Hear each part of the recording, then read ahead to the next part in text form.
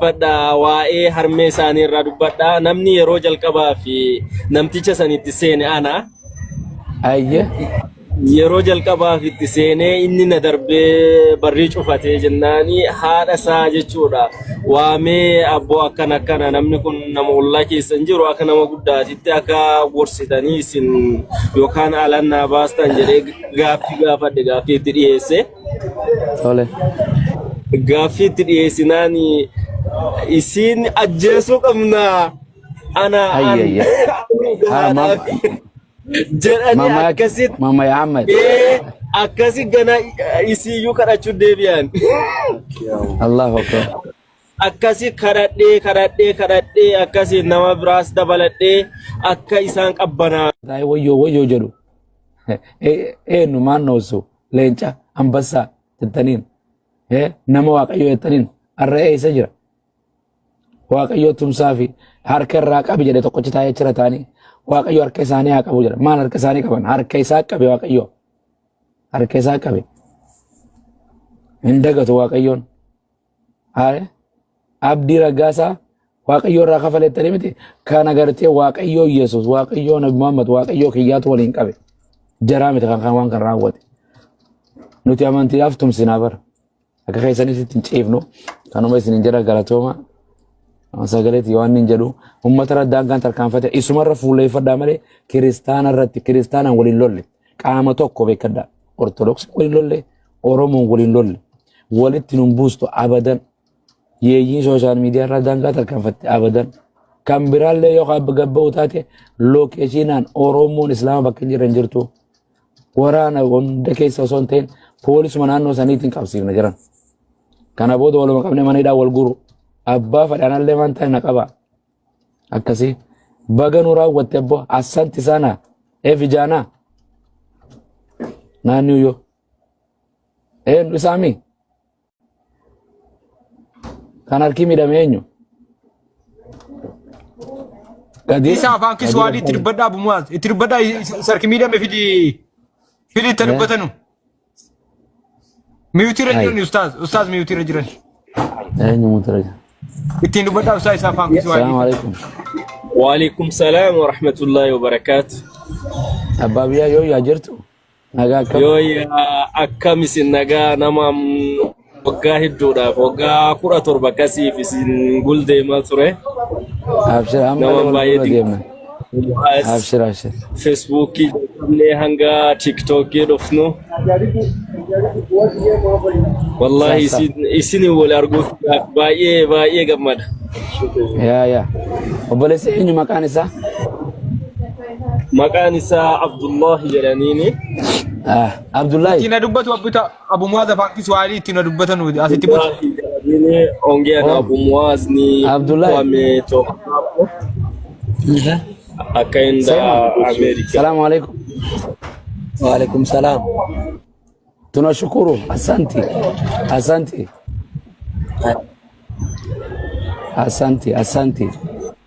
I'll thank you man. Thank you.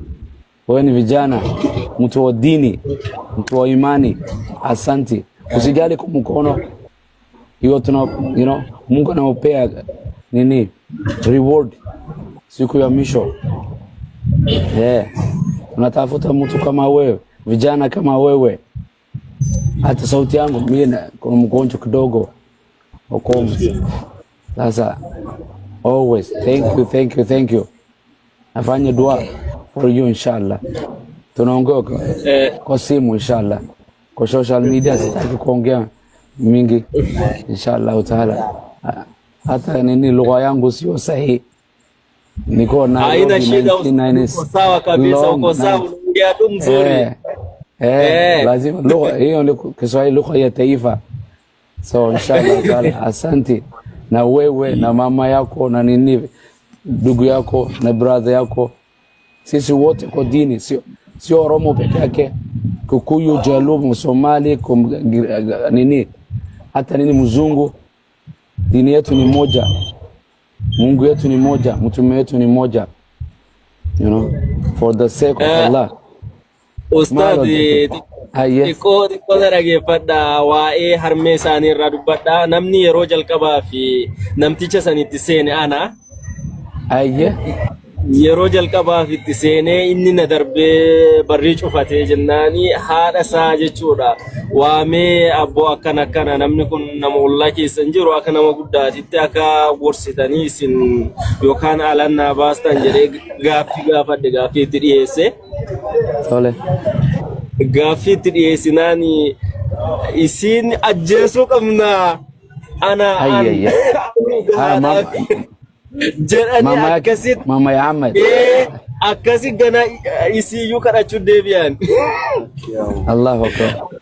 Akkasi kadhadhee akkasi nama biraas dabaladhee akka isaan qabbanaan godhee akkasitti Ustaad Ali Faa warra garee shahaadaa irratti hordofaa turre isa lakkoofsa asirratti argee dawwalee fi akkasii isaan halkan gara isaa 5 wayii akka inni achiin baane goone namni eegaa ture isa haadha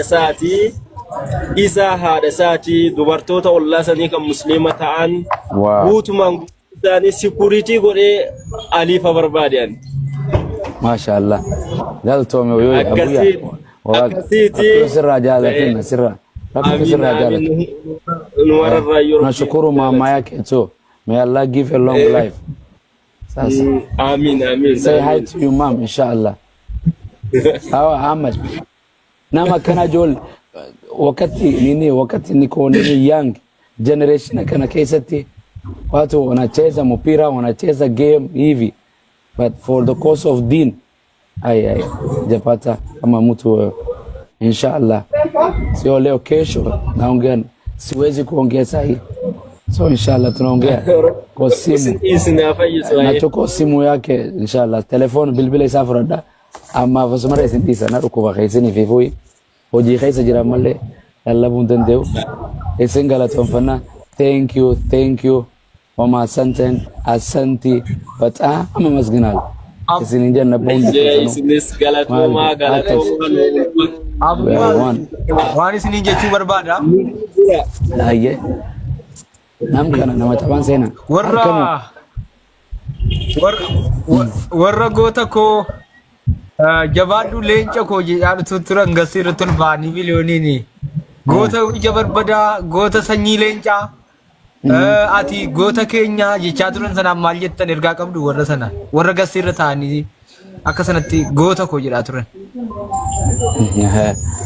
Goota biyyiin raftii jedhanii beektaa jaamaan ol darbaa jetti Oromoon osoo isaan rafanii kunoo darbine maaf jennaan waaqayyoon inni Israa'eliin eeguun rafuu jedhan rafaa jira iraantumaa jira waaqayyoon gartee eenyuun eegu biliyooniin eegu rafaa jira Alii fi Ahmad kunoo bilisa kan kadir mana gartee waaqayyoon inni kasara bakka geessan waaqayyoon arafu hin rafnu nuti waaqni keenyaas hin rafnu nulleen hin rafnu hin hojjenna gartee kanaaf nuti Oromoo kiristaanaan walii buufnu isarraa rakkina qabna only mucaa kana calla malee Oromoo kiristaana takkaan nagaa walii qabna biyya walii qabna saba walii qabna afaan walii qabna aadaan walii qabna amantii callaatti qabna nama kan nurraa qabachuu dadhabanii barsiisaa jaldeessaa barataa jaldeessaa akkanuma goona inni faransiisaa jechaa arrabsu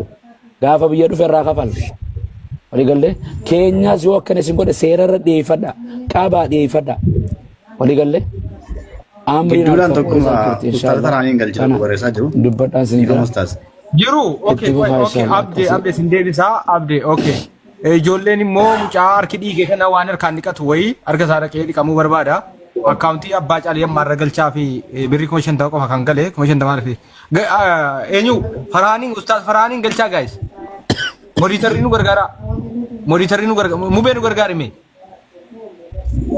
eenyutu bu'e kan biraa abumaatiin bu'inaasi nu fayyadamanii warri jirtan follow na godha hin baasinirraa follow na godha follow godha kana sun keessa follow godha mee galchaa ka kuma dhibba sadii galee jira monitorinu gargara ustaas emere kuta abdo Khalid tokko barreessaa jiru oi Khalid kamiin jiran akkaawuntii garee shaadaa jedha okay guddisaa mudisiran mallinatti mul'anne waan ta'eef hin dukkaneessina biratti. Ustaaz welcome. Wargeenan guddisaa dhiisaa. Anuunan guddisaa dhiisaa gaa'e. Assalamu alaikum warahmatullahi wabarakatuh. Waalaikum assalam warahmatullahi wabarakatuh. Akkam nagaa jirtu? Jirtu ustaaz. Gammachuu Nagaa fayyaa keessanii? Nagaa jirra wallahi. Maashaallah. Baga gammaddan hundi keessanuu. Amiin amiin walumaan baga gammadne isinillee baga gammaddan. Alhamdulillah inshallah. Waan baay'ee gaayoona dubbattanii sana jala taa'ee dhaggeeffanne. Ergaan magabaabbii dabarsee dheeseene yoona eeyyamamaa ta'e jechuudha. Kan keessan manni eeyyamamaa qofaa iyyuu fudhaa manichuma iyyuu. Ayyee jazaakumullahu khairan. Sagalee sin jeeqaara laal.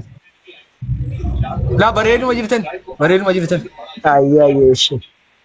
Ergaan kun kan darbu obboleewwan keenya musliimaa fi kiristaanaa hundumaatiifi. Egaa nuti wanni hojjennu amantaa lamaan irratti wanni nuti hojjennu amantaa lamaan irratti gaafa hojjennu garuu hunduu wal kabajee waan amantaa keessa jiru waan dhugaa of bira jiru namaa kennuudhaaf karaa dhugaa namatti agarsiisuudhaaf ragaa qabatamaadhaan arraba malee daangaan darbuun maleetti waa namatti mufachisnu malee nama arrabsuudhaaf miti.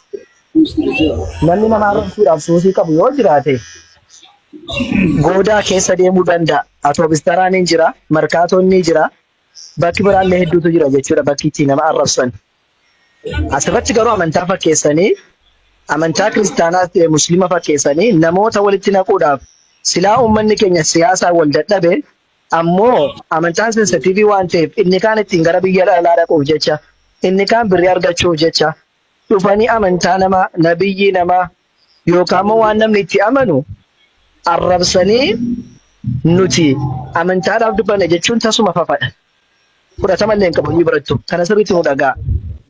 Abbaa fedhe haa ta'u muslimni fedhe dhufee masqala ofirratti rarraasee kun immoo kadhaa kun maaloodha jedhee yoo dhufee arrabse nuti fudhatama hin qabu nu biratti. Kan dura waan kana bira dhaabbatu nu musliimoota.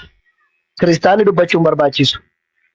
Garuu wanni amma argu karaa gama kiristaanaati namni gaafa amantii islaamaa arrabsuu fi gaafa nabiyyi Allah dhufee arrabsu harka rukutuu fi malee dhiisi dhaabbadhume wanni kun sirrii miti namni jedhu takkaan arginu gara keessaati.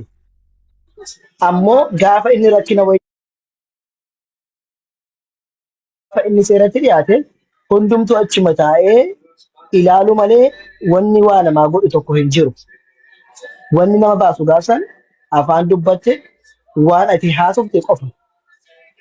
Saniifu ijoolleen kiristaanaa hundumtuu waan kana irratti of eeggannoo guddaa akka gootan isinii jechuudha barbaada. Of eeggannoo guddaadhaa godha. Mee inshallah tokkicha dhiifama naa godhaatis itti deebi'a. Rifeensa wayii murataa jira gara afaanii irra na dhufe namichatu dhiifama akkatti dubbadhu dhabe. Hayyee kaalidiif carraa kennina sirreeffadha. Kaalid saahiba kiyya ustaaz waan jedhes badaanatti mufatan fakkaatu. Kaalidii fadhiin saahiba. Kaalid. Salaamu alaikum warahmatullahi wabarakatuh. Waalaikum salaam warahmatullah. Ayyee galatooma barakallahu fiikum. Maashaallah waa iddoon dubbatamee jira. Xumurtanii jirtan nu gammachiisanii illee jirtanii an baay'een dubbadhu. Tokkoffaa irratti rabbii keenya galanni haa ga'u. Alhamdulillah rabbil alamin kan nama gargaaru rabbuma. Diinii rabbii kabachiisuudhaaf yeroo namni tattaafatee ka'u gargaaraan rabbuma. Alhamdulillah jenna. Itti aansuun immoo ijoollee warra Naayiroobii jiran aliidhaan dursee wallahi galatooma hundi keessan. Maaliif jennaan fakkeenya taatanii biyyoonni biraallee isinirraa fakkeenya fudhachuu qabu namoonni biraa jechuudha. Maaliif jennaan yoo isin amantaa keessan bira dhaabbattanii amantaa keessan kabachiistan namni biraallee isinirraa fakkeenya fudhatee bor baala keekkanaa seeratti dhiyeessa jechuudha. Nuti yeroo hedduu kan dubbannu namoota akkanaa amantaa arrabsan kana ragaa jira waan ta'eef ragaa jarri ittiin arrabsantu jira waan ta'eef seera mootummaa cabsan waan ta'eef seeratti dhiheessaa himadhaa jenna malee harkaan qabaa rukutaan jennu seerri illee hin eeyyamu waan ta'eef yeroo kamiyyuu kanadha. Kun immoo waan salphaadha. Nama amantaa arrabsu, nama rabbiin arrabsu, nama rasuula arrabsu alayhi salaatu wassalaam seeratti dhiheessuudha jechuudha. Wanti yeroo kamiyyuu barbaachisu namoonni biyya biraa jirtan keessumattuu warri Itoophiyaa fa'aa jirtan, warri Dubaay fa'aa jirtan yeroo hedduu waan kana irratti hin qeeqamtu. Maaliif jennaan Itoophiyaa keessatti namoonni baay'een rasuula arrabsanii nagaan jiraatu. Akka barbaadan nabiyyi Rabbii alayhi salaatu wasalaam arrabsanii